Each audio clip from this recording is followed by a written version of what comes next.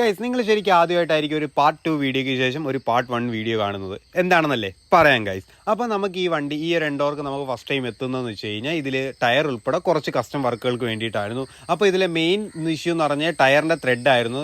Almost തീർന്ന അവസ്ഥയിലായിരുന്നു tyre ഉണ്ടായിരുന്നത്. അപ്പം നമ്മളോട് കസ്റ്റമർ ട്രാക്ടറിനെ കുറിച്ച് പറഞ്ഞെങ്കിലും നമ്മളത് ശരിക്കും അവോയ്ഡ് ചെയ്യുമായിരുന്നു. കസ്റ്റമറിനോട് അത് പറഞ്ഞ് നമുക്കൊരു പുതിയ ടയർ വാങ്ങാം എന്നുള്ളൊരു നിലവിലേക്ക് കസ്റ്റമറിനെ എത്തിച്ചു. അപ്പോൾ അങ്ങനെ നിൽക്കുമ്പോൾ കസ്റ്റമർ നമ്മൾ കൊടുക്കുന്നതും മാക്സിമം ബെസ്റ്റ് ആയിരിക്കണം, കസ്റ്റമറും അതിൽ സാറ്റിസ്ഫൈഡ് ആയിരിക്കണം. അപ്പം നമ്മൾ അങ്ങനെ കസ്റ്റമറിന് ചൂസ് ചെയ്ത് കൊടുത്ത ടയർ എന്ന് പറഞ്ഞാൽ മാക്സിസിൻ്റെ ഈ ഒരു സി പാറ്റേൺ ഡിസൈൻ വരുന്ന ഈ ടയറാണ്. ഈ ടയർ എന്ന് പറഞ്ഞു കഴിഞ്ഞാൽ സോഫ്റ്റ് കോമ്പൗണ്ടാണ്. അതിലുപരി ഇതൊരു ബഡ്ജറ്റ് ഫ്രണ്ട്ലിയിൽ വരുന്ന നല്ലൊരു ബെസ്റ്റ് ബൈ ആയിട്ട് വരുന്നൊരു ടയറും കൂടിയാണ്. ഇതിൻ്റെ ഡിസൈൻ അത്യാവശ്യം നല്ല അട്രാക്റ്റീവാണ്. അത് ലുക്ക് ബേസിലാണെങ്കിൽ പോലും ഈവൻ പെർഫോമൻസ് ബേസിലാണെങ്കിൽ പോലും നല്ല ബെറ്ററാണ് ഈ ടയർ. അപ്പം നമ്മൾ ഈ ടയർ കസ്റ്റമറിന് കാണിച്ചപ്പോൾ തന്നെ കസ്റ്റമർ ഓക്കെ ആയി, ഈ ടയർ മതി എന്നുള്ള കണ്ടീഷനിലെത്തി.